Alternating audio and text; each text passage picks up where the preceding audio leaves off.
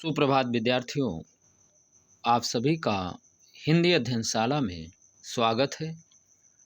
विद्यार्थियों, आज आप सभी इस बात को समझेंगे कि पाठ को बेहतरीन ढंग से कैसे दोहराएं, यानी जो पाठ है उस पाठ का रिवीजन या पुनरावृत्ति किस तरह से करें।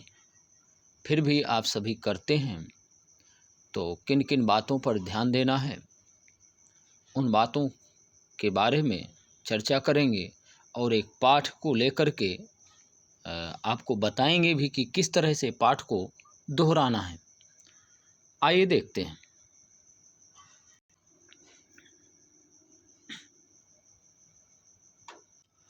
तो विद्यार्थियों, पहली बात यह है कि पाठ को ध्यानपूर्वक पढ़ना। जो भी अगर हम पाठ का दोहरा रहे हैं या पढ़ रहे हैं तो उस पाठ को ध्यानपूर्वक पढ़ें। अच्छा, ध्यानपूर्वक से मतलब क्या है विद्यार्थियों? ध्यानपूर्वक से तात्पर्य यह है कि कभी कभी होता क्या है कि कुछ बच्चे जो हैं पाठ को तो ध्यान से पढ़ते हैं, लेकिन कुछ बच्चे ध्यान से नहीं पढ़ते। पढ़ते वक्त करते क्या हैं कि कुछ खाते पीते रहते हैं। तो कभी कुछ बच्चे जो है 10 मिनट पढ़े और इसके बाद कोई दूसरा काम करने लगे। तो कभी कुछ बच्चे जो हैं पढ़ भी रहे हैं, टीवी भी देख रहे हैं। कुछ बच्चे किताब लेकर के बैठे हैं लेकिन पढ़ नहीं रहे बल्कि दूसरों को देख रहे हैं। तो ऐसी स्थिति में अगर आप पढ़ाई करेंगे, ध्यानपूर्वक नहीं पढ़ेंगे तो पाठ आपकी समझ में नहीं आएगा। तो ध्यानपूर्वक पढ़ने का तात्पर्य यह है कि अगर आप बैठे हैं तो ध्यान से पढ़ें, इधर उधर की बातों पर ध्यान ना दें, सीधे अपनी पढ़ाई पर विशेष ध्यान दें। पढ़ते वक्त किसी अन्य तरह का काम ना करें। पहली बात यही कारण है कि अधिक से अधिक बच्चे को पाठ समझ में नहीं आ पाता, क्योंकि वह पढ़ाई पर ध्यान नहीं देते। दूसरी बात है पाठ में आए कठिन शब्दों को पढ़ना, लिखना व अर्थ समझना। तो विद्यार्थियों, पाठ में जो कठिन शब्द आते हैं तो कुछ बच्चे ऐसे हैं कि जो उन कठिन शब्दों को पढ़ नहीं पाते। कुछ बच्चे ऐसे हैं पढ़ तो लेंगे लेकिन लिख नहीं सकते कठिन शब्दों को। और कुछ बच्चे ऐसे हैं कि उन्हें अर्थ नहीं मालूम होता।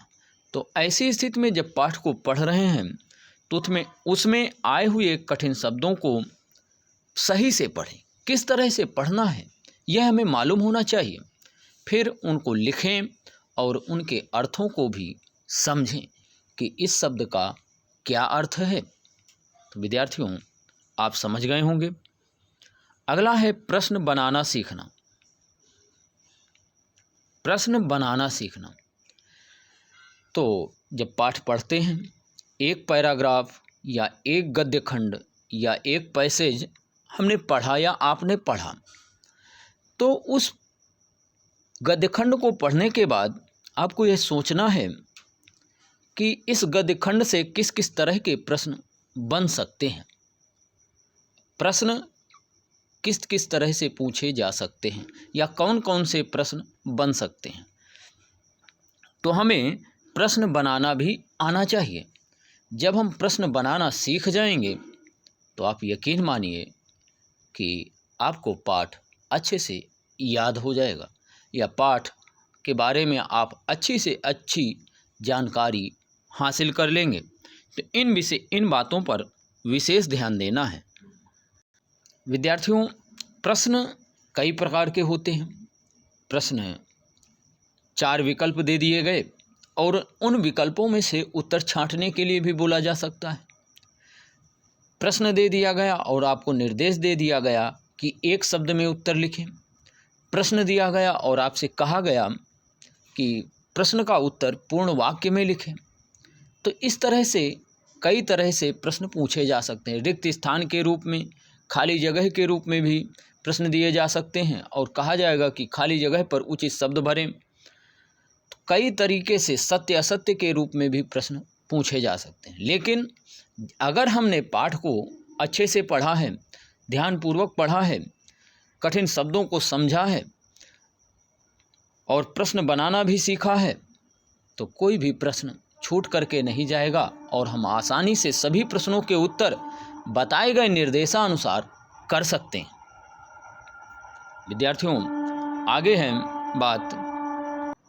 विद्यार्थियों आगे मुख्य बात यह है कि पाठ के मुख्य भाव को समझना, यानी पाठ के माध्यम से किस बात पर जोर दिया जा रहा है, क्या सिखाया जा रहा है, इन सभी बातों को भी समझना बेहद ज़रूरी है। जब तक कभी कभी होता क्या है कि पाठ को हमने पढ़ लिया और उन बातों पर ध्यान नहीं दिया कि इस पाठ के माध्यम से क्या सिखाया जा रहा है, तो ऐसी स्थिति में हमारा पाठ का पढ़ना या कहीं ना कहीं पाठ का पढ़ना सफल नहीं हुआ। तो ऐसी स्थिति में हमें ये समझना ज़रूरी है कि पाठ के माध्यम से कौन सी बातों को हमें सिखाया जा रहा है। इसके बाद है अभ्यास प्रश्नों के उत्तर जानना। जब हमने पाठ पढ़ लिया है तो जो अभ्यास प्रश्न दिए गए हैं उन प्रश्नों को उत्तर जानने का प्रयास करें, क्योंकि कभी कभी कुछ बच्चे ऐसे होते हैं पाठ को पढ़ लेते हैं और कहते हैं हमने पाठ पढ़ लिया, लेकिन जब अभ्यास प्रश्नों को पूछो तो उन प्रश्नों के उत्तर नहीं बता पाते। तो ऐसी स्थिति में पाठ को पढ़ना और अभ्यास प्रश्नों के उत्तर स्वयं से जानना बेहद ज़रूरी है, तभी आप एक पाठ को अच्छे से सीख सकते हैं। तो फिर से समझेंगे कौन कौन सी बातें थीं। पाठ को ध्यानपूर्वक पढ़ना, पाठ में आए कठिन शब्दों को पढ़ना, लिखना व अर्थ समझना, प्रश्न बनाना सीखना, और इसके बाद है पाठ के मुख्य भाव को समझना, इसके बाद है अभ्यास प्रश्नों के उत्तर जानना। तो इन सभी बातों पर जोर देना है। तो विद्यार्थियों आइए देखते हैं, इस कविता को पढ़ते हैं और फिर समझते हैं। पहली है कविता चित्र बनाएं। विद्यार्थियों हर समय सचेत हो करके पढ़ें, आलस से नहीं, बल्कि एक ताजगी से, एक उत्साह के साथ पढ़ें कि हम कुछ सीख रहे हैं। जैसे पहली कविता है चित्र बनाएं, और इस कविता को शिवराज भारती जी ने लिखा है।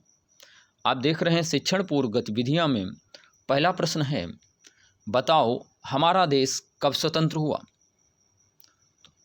कुछ लोगों को मालूम होगा, लेकिन कुछ लोग अभी भी भूल रहे होंगे। हमारा देश 15 अगस्त 1947 को स्वतंत्र हुआ। 15 अगस्त 1947 यानी 1947 को आज़ाद हुआ था। तो इसके पहले हमारा देश यानी 15 अगस्त 1947 से पहले अंग्रेज़ों के अधीन था। विद्यार्थियों अगला प्रश्न है, भारत की आज़ादी में योगदान देने वाले महत्वपूर्ण स्वतंत्रता सेनानियों के नाम बताइए। तो आप सभी को मालूम होगा कि राम प्रसाद बिस्मिल, भगत सिंह, चंद्रशेखर आज़ाद और वीर सावरकर तथा अन्य क्रांतिकारी थे। शहीद दिवस कब, क्यों और कैसे मनाया जाता है। तो विद्यार्थियों आप शहीद दिवस 23 मार्च को मनाया जाता है। पहली बार 23 मार्च को मनाया गया था। क्यों? क्योंकि 23 मार्च 1931 को भगत सिंह, सुखदेव और राजगुरु को फांसी दी गई थी। कैसे मनाते हैं? तो शहीद दिवस के दिन भगत सिंह, सुखदेव, राजगुरु की प्रतिमाओं यानी चित्रों पर या माला, फूल, पुष्प चढ़ाते हैं और दिए जलाते हैं तथा उनके द्वारा देश के प्रति किए गए कारनामों को या दिए गए बलिदान को याद भी किया जाता है। तो इस तरह से यह मनाते हैं। विद्यार्थियों अब यहाँ कविता दी गई है, आइए कविता को पढ़ते हैं आओ हम सब चित्र बनाएं, इन चित्रों में घुल मिल जाएं। आज़ादी का शंखनाद कर सोया राष्ट्र जगाने वाले, दुखियों को सहलाने वाले, सबको गले लगाने वाले, सदा नेह बरसाने वाले, सत्य हिंसा के रखवाले। गांधी जी का चित्र बनाएं, इन चित्रों पर दिए जलाएं। आओ हम सब चित्र बनाएं, मातृभूमि की आज़ादी हित बंदूकों की फसल उगाते। तो विद्यार्थियों, कवि कह रहा है,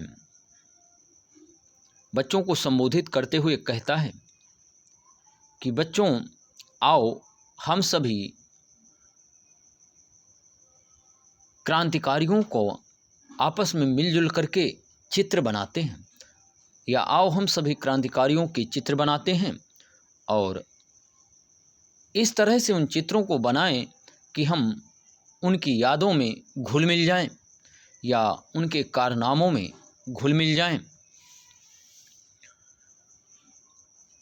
आज़ादी का शंखनाद कर सोया राष्ट्र जगाने वाले।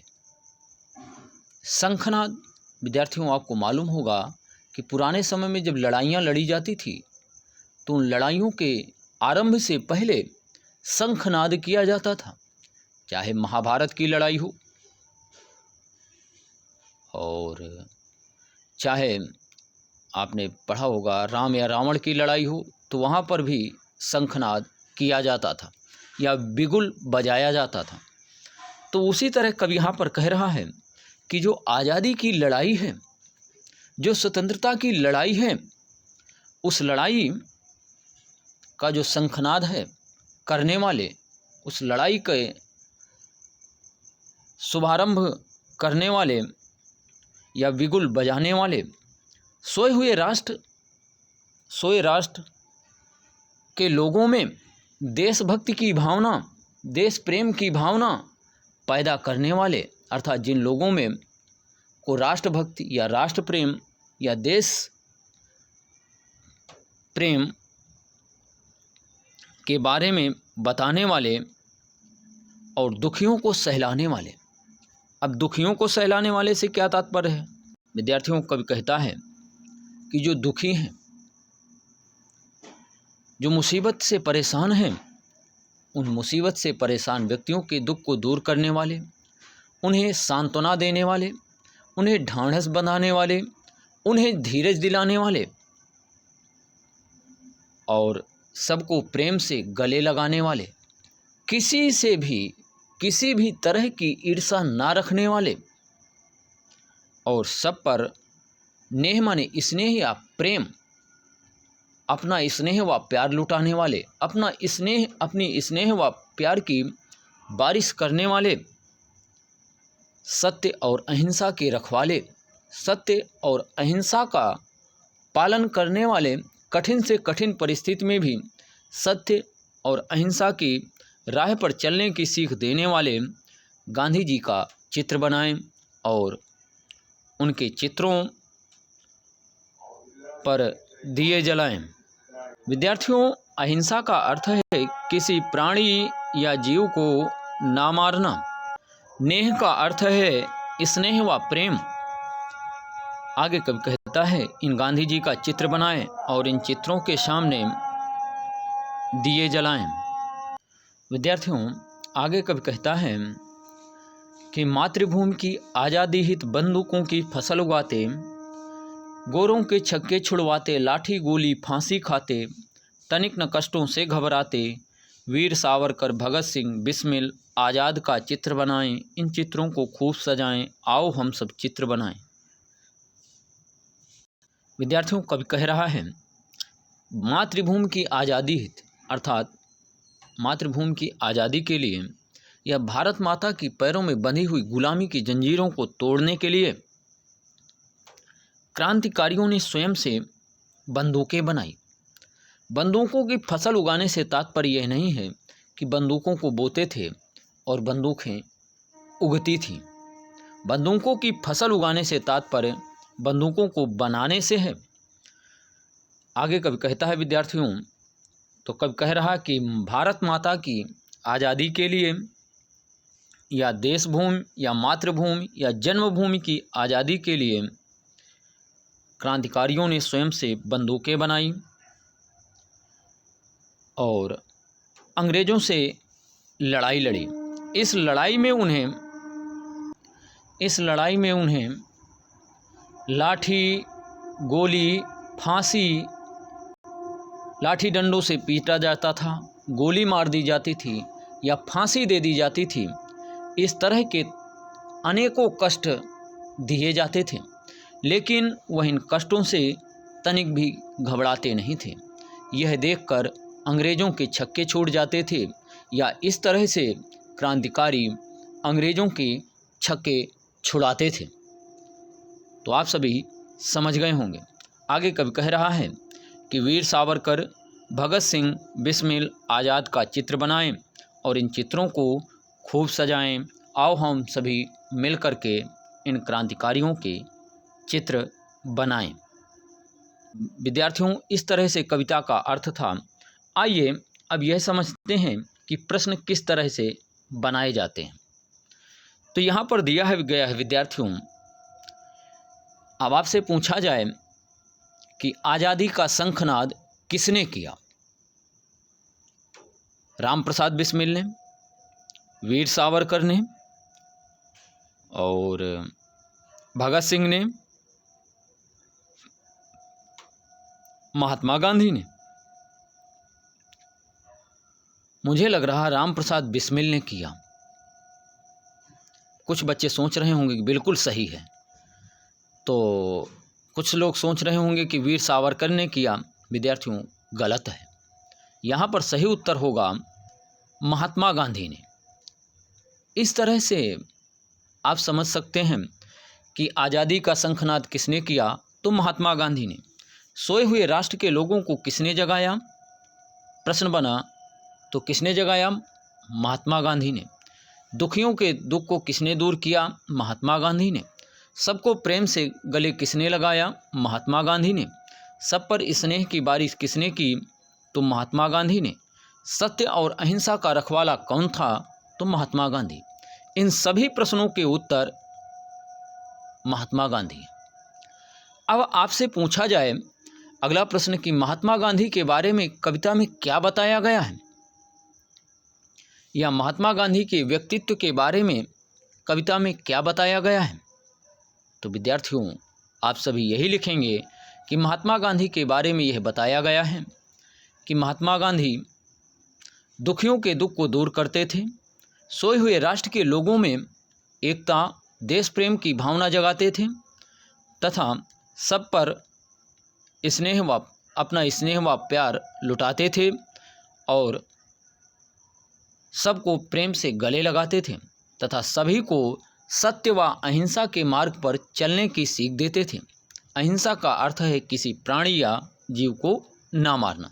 तो यह गांधी जी के व्यक्तित्व के बारे में है या गांधी जी के स्वभाव की विशेषताएं, यानी जिनके बारे में कविता में बताया गया है। अगला प्रश्न विद्यार्थियों है कि मातृभूमि की आज़ादी के लिए क्रांतिकारियों ने क्या किया। तो आप सभी को मालूम होगा इस प्रश्न का उत्तर कैसे लिखेंगे कि मातृभूमि की आज़ादी के लिए क्रांतिकारियों ने स्वयं से बंदूकें बनाई। विद्यार्थियों, बंदूकें बनाने का मुख्य रूप से संबंध भगत सिंह से है। तो मातृभूमि की आज़ादी के लिए क्रांतिकारियों ने बंदूकें बनाई और अंग्रेज़ों से लड़ाई लड़ी। इस लड़ाई में उन्हें लाठी डंडों से पीटा जाता था, गोली मार दी जाती थी, फांसी दे दी जाती थी, लेकिन वह इन कष्टों से घबराते नहीं थे। इस तरह से उत्तर हो सकता है। तो जब पाठ को पढ़ें तो पाठ में क्या बताया गया है इस बारे में समझें और सभी प्रश्नों के उत्तर जानने का प्रयास करें। अब आपसे पूछा जाए कि क्रांतिकारियों ने अंग्रेज़ों के छक्के या गोरों का मतलब है अंग्रेज़ों से, गोरों के छक्के किस तरह से छुड़वाए। तो विद्यार्थियों, आपको मालूम होना चाहिए कि जो इन्होंने काम किया कि मातृभूमि की आज़ादी के लिए क्रांतिकारी स्वयं से बंदूकें बनाते थे और अंग्रेज़ों से लड़ाई लड़ते थे। इस लड़ाई में उन्हें लाठी डंडों से पीटा जाता था, लेकिन वह घबराते नहीं थे। यह देख करके अंग्रेजों के छक्के छूट जाते थे। इस तरह से इन प्रश्नों के उत्तर समझेंगे। जब हम प्रश्न बनाएंगे पाठ को पढ़ने के पश्चात और उनके उत्तर जानेंगे, तो अभ्यास में जो प्रश्न रहते हैं उन्हें हम आसानी से उनके उत्तर लिख सकते हैं, समझ सकते हैं और जान सकते हैं। अगर हमने पाठ को सही से नहीं पढ़ा है तो उत्तर फिर हम नहीं बता सकते। इसलिए पाठ को पढ़ने पर विशेष ध्यान दें। पढ़ने के पश्चात एक्सरसाइज में जितने भी प्रश्न हैं उन प्रश्नों को छोड़ना नहीं है। सभी प्रश्नों को समझना, उनके उत्तरों को समझना जरूरी है। अगला प्रश्न है विद्यार्थियों, यहाँ पर बहुप्रतिभा सिद्धांत हैं। आप देख रहे हैं भारत के पड़ोसी देश के नाम बताइए। आप सभी को मालूम होगा, आप यहाँ पर विद्यार्थियों देख रहे हैं कि भारत के पड़ोसी देश कौन कौन से हैं। तो सबसे ऊपर आप देख रहे हैं अफ़गानिस्तान है, उसके नीचे पाकिस्तान लिखा हुआ है, और इधर आप देख रहे हैं ये यहाँ अफ़गानिस्तान है, ये पाकिस्तान है, ये चीन है, और ये नेपाल है, यहाँ पर भूटान है, ये बांग्लादेश है, ये म्यांमार है, और यहाँ श्रीलंका है और मालदीव। ये भारत के पड़ोसी देश हैं, जिसमें से ये देश जो हैं स्थलीय सीमा से लगे हुए हैं तथा ये जलीय सीमा से लगे हुए देश हैं। तो भारत के पड़ोसी देशों के नाम समझ गए होंगे कि पाकिस्तान, अफ़गानिस्तान, चीन, नेपाल, भूटान, बांग्लादेश, म्यांमार, श्रीलंका व मालदीव हैं। तो इस तरह से इस प्रश्न का उत्तर था। विद्यार्थियों, अगला प्रश्न था महात्मा गांधी का जन्म कब और कहाँ हुआ। तो आपको मालूम है कि महात्मा गांधी का जन्म 2 अक्टूबर 1869 ईस्वी को पोरबंदर गुजरात में हुआ। तो कहाँ हुआ? पोरबंदर गुजरात में हुआ। पाठ को पढ़ लिया है तो पाठ पढ़ने के पश्चात शब्दार्थों को पढ़ेंगे घुल मिलकर, बहुत मेलजोल से। शंखनाद युद्ध का नगाड़ा शुभारंभ, नेह स्नेह प्रेम, अहिंसा किसी प्राणी या जीव को न मारना, हित भलाई। विद्यार्थियों, यहाँ पर एक आपको कैसे पढ़ना है इन बातों को बताया गया है। तो आप सभी समझ गए होंगे कि पाठ को पढ़ना है, उसके अर्थ को समझना है, किन बातों पर जोर दिया गया है, इन बातों पर भी ध्यान देना है। अगला है यहाँ, सत्य अहिंसा का रखवाला किसे कहा गया है? गांधी जी, वीर सावरकर, राम प्रसाद बिस्मिल, भगत सिंह। भगत सिंह बिल्कुल गलत उत्तर है विद्यार्थियों आपका। आप सोच रहे होंगे कि वीर सावरकर को कहा गया है, तो गलत उत्तर है विद्यार्थियों। सही उत्तर है गांधी जी। सत्य अहिंसा का रखवाला गांधी जी को कहा गया है। तो अगर आप पाठ सही से पढ़ेंगे तभी आप उत्तर दे पाएंगे। अब मान लीजिए आपको इस तरह के प्रश्न दिए गए उत्तर लिखने के लिए, तो ऐसी स्थिति में कई तरह से निर्देश दिए जा सकते हैं। आगे बॉक्स बना हो सकता है और कहा जा सकता है कि सही विकल्प के सामने सही का निशान लगाएं, तो ऐसे सही का निशान लगा दिए। या कहा गया कि दिए गए विकल्पों में से सही विकल्प चुन करके लिखें, तो सही विकल्प उत्तर के रूप में चुन करके लिख सकते हैं। यानी कहने का मतलब यह है विद्यार्थियों कि जो निर्देश दिया जाए उस निर्देश के आधार पर हम काम करें। यानी प्रश्न को करने से पहले प्रश्न का निर्देश पढ़ें और जैसा निर्देश में बताया गया हो उस आधार पर हमें उत्तर लिखना चाहिए। तो आप हमारी बात को समझ गए होंगे। अगला है, क्रांतिकारी मातृभूमि को आज़ाद कराने के लिए कौन सी फसल उगाते थे या किसकी फसल उगाते थे? तो गेहूं की, चना की, बंदूक की, मटर की। तो विद्यार्थियों, आपको मालूम होगा कि क्रांतिकारियों को गेहूं, चना, मटर की फसल नहीं उगानी थी, क्योंकि देश को आज़ादी दिलानी थी। तो आज़ादी की लड़ाई में उन्हें बंदूक चाहिए थी। तो सही उत्तर है विद्यार्थियों, बंदूकों की फसल उगाते थे। अगला प्रश्न है, कविता में दुखियों को सहलाने वाला, सबको गले लगाने वाला किसे बताया गया है? तो विद्यार्थियों, इस प्रश्न का उत्तर होगा, क्या राम सावरकर होगा? आप सभी विस्मिल सोच रहे होंगे, गलत उत्तर है। सही उत्तर है विद्यार्थियों, गांधी जी। गांधी जी यानी घ विकल्प सही है। तो आप सभी समझ गए होंगे। अगला प्रश्न है विद्यार्थियों, किस शब्द का अर्थ स्नेह व प्रेम है? हिंसा का तो अर्थ स्नेह प्रेम हो नहीं सकता, कष्ट का अर्थ मुसीबत या परेशानी है और आज़ादी का अर्थ स्वतंत्रता है, तो सही उत्तर क्या होगा? तो विद्यार्थियों सही उत्तर नेह होगा। क्या होगा? नेह। अच्छा, एक बात का और ध्यान रखना है कि जब बहुविकल्पीय प्रश्नों के उत्तर बताने का प्रयास करें तो सभी विकल्पों को पढ़ें और समझें कि अन्य विकल्पों का क्या मतलब है। इसके पश्चात सही उत्तर पर हम या आप सभी पहुंच सकते हैं। सभी विकल्पों को पढ़ना जरूरी होता है। तो विद्यार्थियों अगला प्रश्न है, कवि का स्त्रीलिंग क्या होगा? का नंबर है कवित्री, ख नंबर है कवयत्री, गा नंबर है कवयित्री, घा नंबर है कवयित्री। जिसने सही से पढ़ा है वही सही उत्तर दे सकेगा।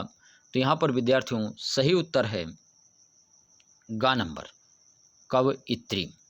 आप सभी समझ गए होंगे। आइए आगे बढ़ते हैं। विलोम शब्द का कौन सा जोड़ा गलत है? गुलामी का विलोम आज़ादी होता है, बिल्कुल सही उत्तर है। झूठ का विलोम सच होता है, सही है। और हिंसा का विलोम अहिंसा होता है, यानी विकल्प घा यहाँ पर विद्यार्थियों गलत है।